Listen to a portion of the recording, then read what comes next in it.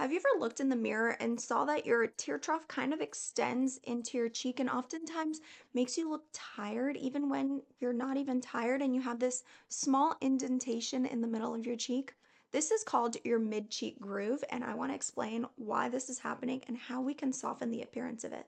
So this groove is this diagonal indentation in our mid-cheek that's often mistaken for the tear trough, but it's actually a complete distinct anatomical feature that we experience and oftentimes a telltale sign of aging. But why does this happen?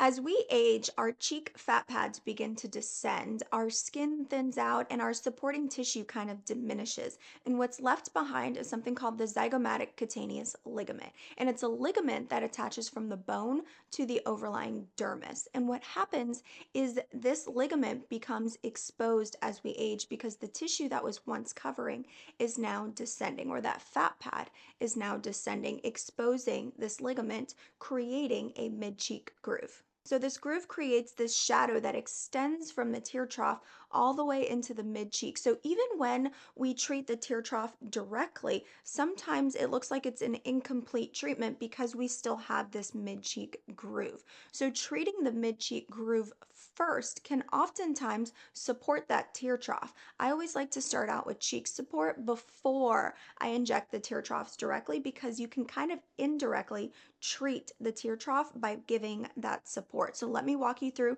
how I treat the mid-cheek groove. My preferred technique is using needle on bone. So I want to go directly into that mid-cheek groove, as you can see here, and project that tissue out. I find using a strong, robust filler in this area or for this specific treatment really helps. You don't want something soft. You want something with a high G prime that's going to withstand pressure from the cheek and last a good amount of time. So a really nice, robust filler is preferred. So I inject, in this video, I'm using a 27 gauge by 3/4 inch needle, and I go directly on bone. I always engage with that bone and I place zero point 0.2 boluses at a time just to avoid, God forbid, a vascular occlusion or complication. It doesn't avoid it, but placing zero point 0.2 boluses, you have smaller amounts if, God forbid, you were to experience a complication. So that's always kind of my go-to amount when it comes to boluses. But either way, I go directly on bone and I'm right in that mid mid cheek groove. So my goal is to project that mid cheek groove out. Oftentimes it takes quite a bit of product to project it out. It really depends on the groove. Everybody's mid cheek groove responds a little different. Sometimes some are more stubborn than others, so you just got to kind of troubleshoot as you go along. But using needle technique directly to project out that mid cheek groove will then connect that medial cheek with that lateral cheek, because prior to injection you had lateral cheek and then you had this kind of hollow and then your medial cheek, or the apple of your cheek. So the goal to project that out will then connect that lateral cheek to the medial cheek, and you'll have this cohesive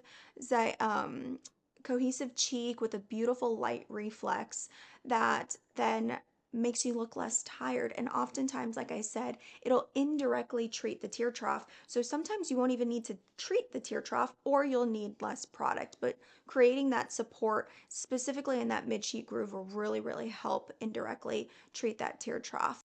So I hope this helps kind of explain what that groove is in the middle of your cheek and why it's happening. It's a normal sign of aging, nothing wrong, but as we age, those fat pads descend and it exposes some of those underlying structures. So treating it with filler is a great way to tackle it. If you're loving these videos, please help me get to 1,000 subscribers. I absolutely love making these videos and want to continue doing it, and my goal by the end of the year is 1,000 subscribers. So help me if you love these videos, click that subscribe button.